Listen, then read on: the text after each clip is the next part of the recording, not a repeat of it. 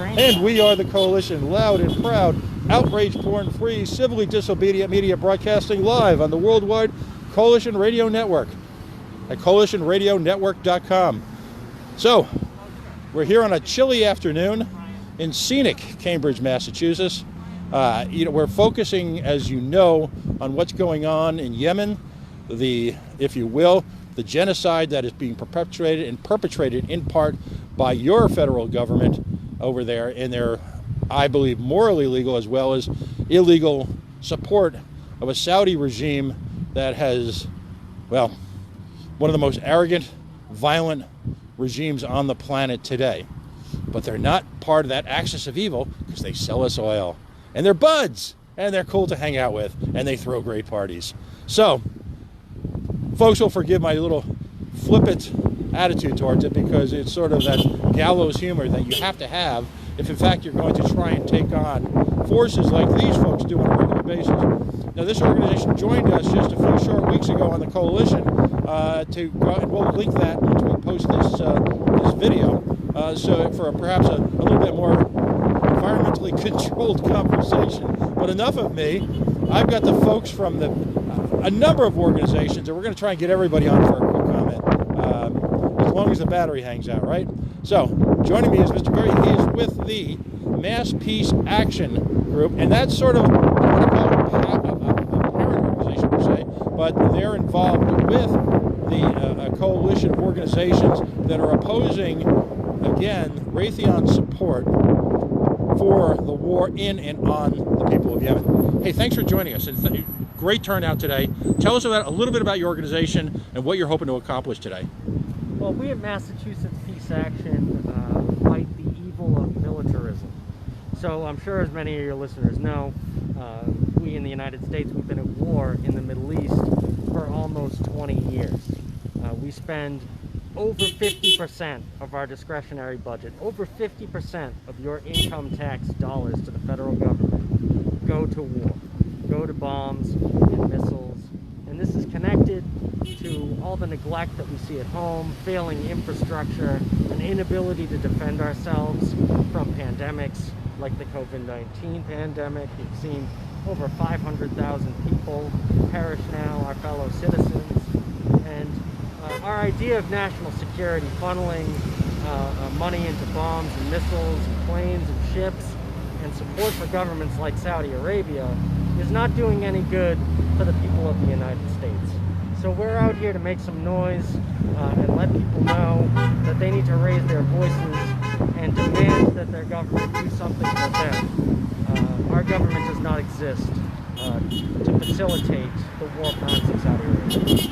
You know, if you're of a certain age like I am, and you might be just a little bit younger than I am, we go back to governmental actions in countries like Bangladesh, and we are all scarred, if you're a certain generation, of the pictures of the impact on civilians, on children, on hospitals.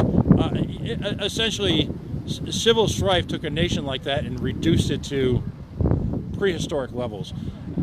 The pictures that I see coming out of Yemen are shocking, and we don't see enough of them because, quite frankly, the United States of America is complicit in the support of this action. You know, we're going to bomb the liberty into these people. What kind of impact has this had on the civilian population of Yemen? Oh, it's absolutely devastating. We just had a public health expert, Yemeni, worked for the CDC for 10 years, and she said that the estimate is that a child dies from the result of this war every 10 minutes. So just in the time that we're talking right now, another young kid will die because of the effects of this war. And it's not enough to say that the United States is driving this conflict. Just about 6 years ago, during the Obama administration, when the war was announced, it wasn't announced from Riyadh, Saudi Arabia, or from anywhere else in the Middle East. They announced the war from Washington, D.C. The bombs are American-made. The planes are American-made. The pilots are trained by the United States Air Force.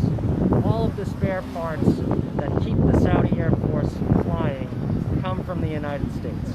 This war could not have begun without the support bipartisan support of the U.S. government, it cannot continue without the support of our government and your tax dollars. Right. So what we've got is we've got a humanitarian nightmare happening, and my words, not yours, but happening in order so we can support the share price of Raytheon. Is it as bitter as that? No, you're absolutely right, because this struggle in Yemen, this war that's been going on for almost 6 years now, has nothing to do with the national security of the United States or defending our people. It has to do with the bottom line of Raytheon. And this is a bipartisan problem. We're seeing now that the Secretary of Defense, General Lloyd Austin, came to the Biden administration straight from the board of directors of Raytheon. It is impossible for him to make these decisions without a massive conflict of interest. You saw the same thing from the Trump administration. Mark Esper, before he joined the Trump administration, he was Raytheon's top lobbyist. Right. So this is not a Republican problem or a Democratic problem. Right. This is a problem of corporate control over our government, the military-industrial complex, putting its bottom line over the needs of the American people, and certainly at the expense of so many Yemeni civilians. Right. And as I've gotten to know the folks up here, one of the constants that I admire is that your organization and your affiliated organizations largely look at this from an apolitical stance. That this is not the usual, as we call it on the coalition, outrage porn dedicated towards the whataboutism that constitutes American politics today.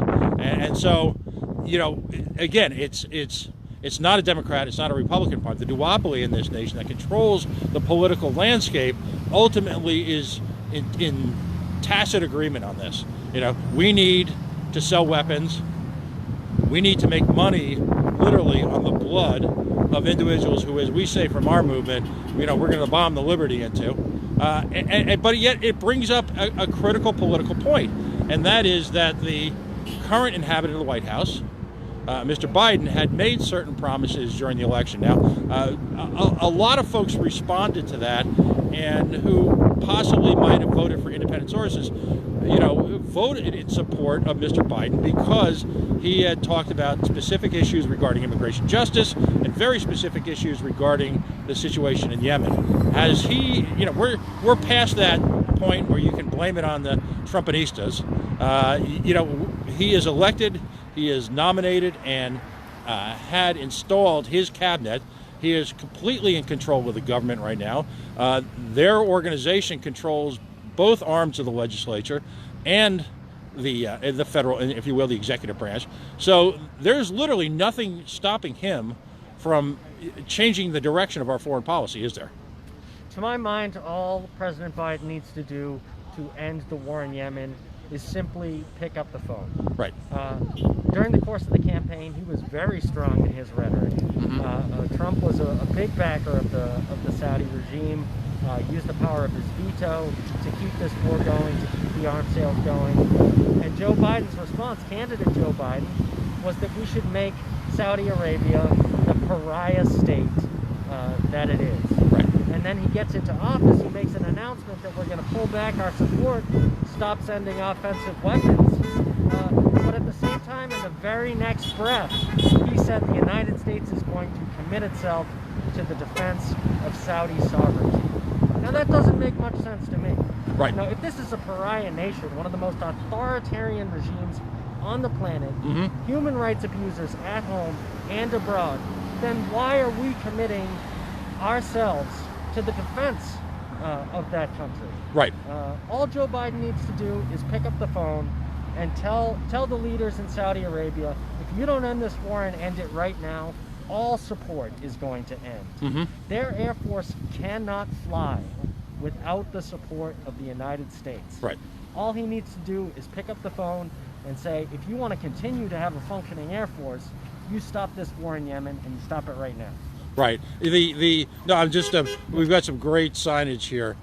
Again, folks involved with this movement, you know, the willingness to literally allow it to take over a great deal of their lives to simply fight for human justice.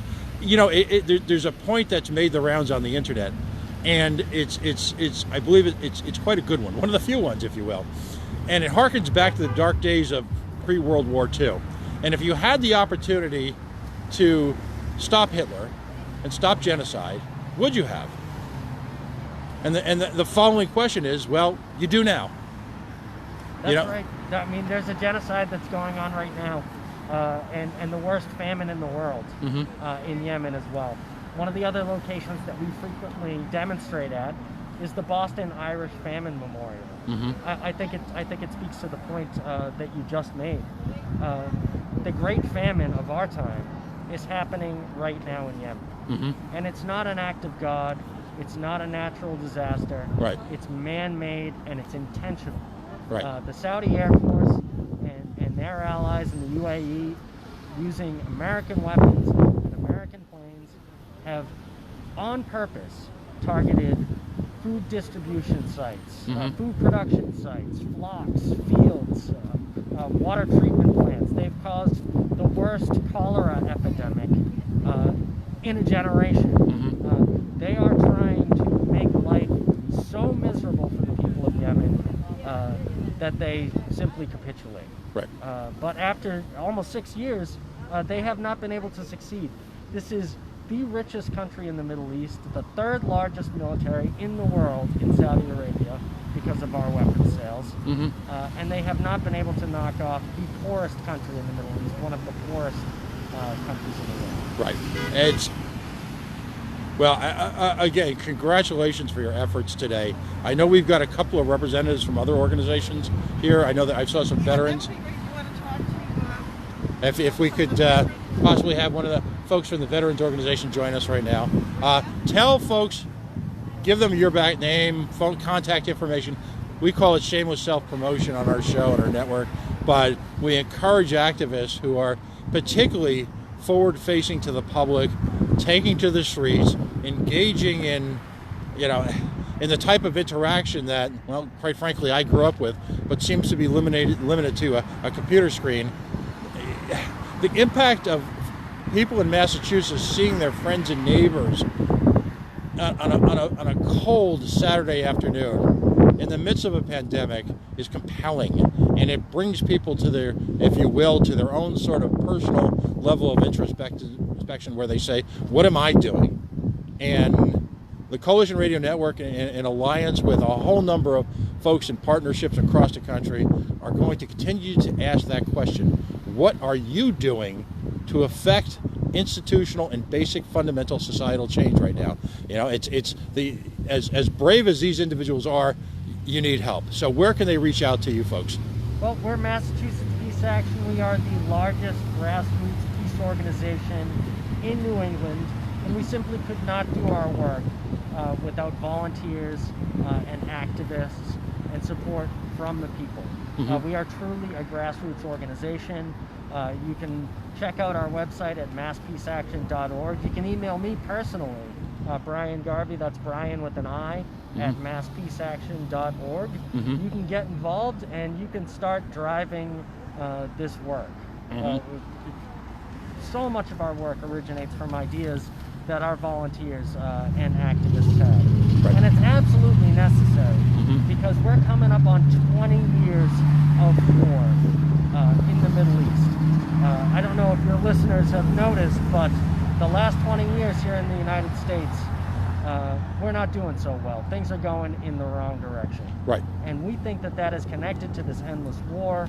If we want to make a change, that's the first thing that we need to do. Right. We need to take that money out of endless war and bring it back to this country to serve our citizens. Excellent, excellent. Now, I've got the gentleman here with me. Now, you are with an organization called Veterans for Peace. Just if you could tell us a little bit about yourself and what motivates someone to come out on a sub-freezing day in scenic Cambridge, Massachusetts. Well, it's a pretty good day, actually, isn't it? We're not freezing to death. But my name is Dr. Robert Morris, and I'm from South Boston, Massachusetts. I've had a history of being involved in healthcare around the world for 4 decades. and I'm a Vietnam veteran. Right. And of course, I went over there. I volunteered. I was in the U.S. Navy. As I often say now, is I had never made that decision with any kind of great thinking. It sort of occurred, and then suddenly I was in Vietnam after I left dental school. I was in Vietnam 3 months later with the U.S. Marines, and I survived that. And over the years, I got involved in another war in Iraq when Saddam Hussein invaded Kuwait. I became a hostage there. And I watched as the United States then bombed Iraq. And my thinking had been moving in the direction of peace over many years, but that was sort of the final straw that broke my back. And I thought you just have to act for peace, always. In your own life, but in the country's life too. To move, as that last gentleman said, in a direction where our own country is going to be better off. And I was just talking to someone today, and they don't quite understand that Afghanistan, as has been said, is the graveyard of empires. The British learned that. No one's ever conquered Afghanistan. Here we are 20 years later. Trillions of dollars, thousands of people dead. For what? For nothing. So the motivation, that was your question. Why be here? Thank God it's not freezing. It's a pleasant day. People are honking their signs. They are thinking about it. You would think every car here going by would think about it. Right. Hopefully they will think, and then the message moves. Like the last gentleman, or as the last gentleman was talking, I was listening. I don't know how people change. I actually don't know how they change. And I think change is very slow. We have a new president. Will he move to close down Yemen completely? I certainly hope so, because it's absolutely a useless war, just useless on both sides. Waste of money. Who makes the money? Raytheon. Their stocks are good. What does it say that a significant part of the I'll call it the younger anti-war movement, folks in their 20s and 30s, are often veterans, folks who are fresh from the killing fields of a variety of police actions? Because remember, none of these actions truly constitute war as authorized by the federal government. What does it say to them? Well, it's interesting. Hold on a second. I sorry. may have lost you. I lost over here.